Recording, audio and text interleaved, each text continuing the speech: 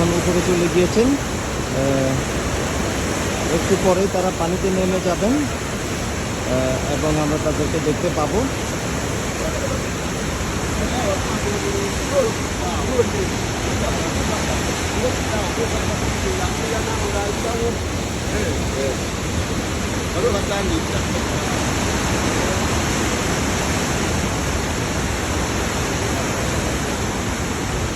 অপেক্ষা করছি কখন তারা নেমে আসেন।